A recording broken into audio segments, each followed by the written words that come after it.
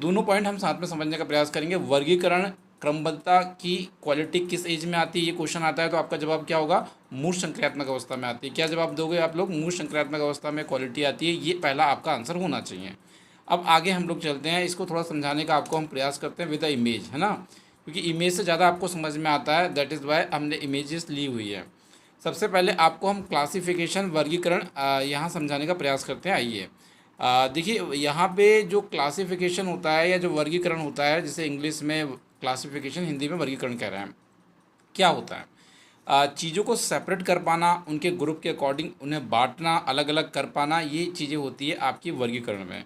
जैसे सपोज़ करिए यहाँ पे आप इस इमेजेस में देखेंगे तो आपको सेब, केले और आम दिख रहे हैं। अगर आपको ये ढेर में अगर आम आम अलग करने हो तो आप आम रख दोगे, केले रख दोगे और सेब अलग कर पाएंगे। यही होता है वर्गीकरण की क्वालिटीज़। जैसे यहाँ टॉयज़ आप देख पा रहे हैं, कार, फुटबॉल और एक डॉल दिखाई दे रही है। आपको डॉल अलग करनी है, इससे कार अलग करनी है और एक बॉल अलग करनी है, तो यही आपका वर्गीकरण होता है। समझ में आ गया ना वर्गीकरण। जैसे आप बॉयज़ एंड गर्ल्स को सेपरेट कर रहे हैं, ये भी वर्गीकरण में आ गया।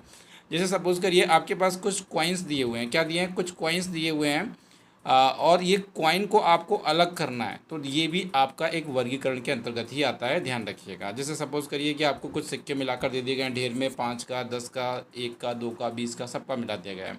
अब आपसे कहा गया क्रम पे यहाँ पे 1 के सिक्के, 2 के सिक्के, 3 के सिक्के को अलग अलग करो, है ना, 3 का तो होता नहीं, 5 का अलग अलग करो। तो यहाँ पे आप क्या कहेंगे भैया, आप 1 के सिक्के, 2 के सिक्के, 5 के सिक्के अलग कर देंगे। यही है क्लासिफिकेशन, यही है वर्गीकरण, चीज़ों को सेपरेट करना।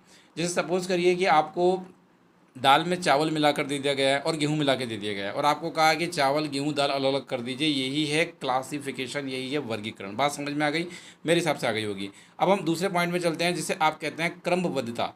देखिए, क्रमबद्धता जो है एक्चुअली नाम से ही बहुत क्लियर हो जाती है। क्रमबद्धता अर्थात यहाँ पे एक सीरिएशन की बात हो रही है, एक क्रम की बात हो रही है। जैसे आपने छोटे बचपन में देखा होगा ना, हम लोग असेंडिंग डिसेंडिंग करते थे, छोटे से बड़ा, बड़े से छोटा, है ना, ये चीज़ें होती है क्रमबद्धता में।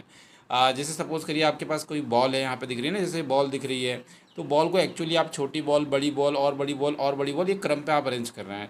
जैसे हम लोग नंबर अरेंज करते थे 1 2 3 4 5, है ना, या तो जैसे कि 5 10 15 20 25, है ना, तो ये भी एक प्रकार से सीरिएशन है, क्रमबद्धता है। जैसे छोटी लकड़ी है, फिर उससे बड़ी लकड़ी है, फिर उससे बड़ी लकड़ी है ना, तो ये चीज़ें भी किस में आ जाती है, ये भी आपके क्रमबद्धता में आ जाती है। यहाँ एक डाउट क्रिएट होता है कि सकर्मक अनुमान में भी लंबाई के आधार में चीज़ों को सेपरेट किया जाता है, डिवाइडेशन किया जाता है, बट यहाँ क्रमबद्धता की बात कर रहे हैं।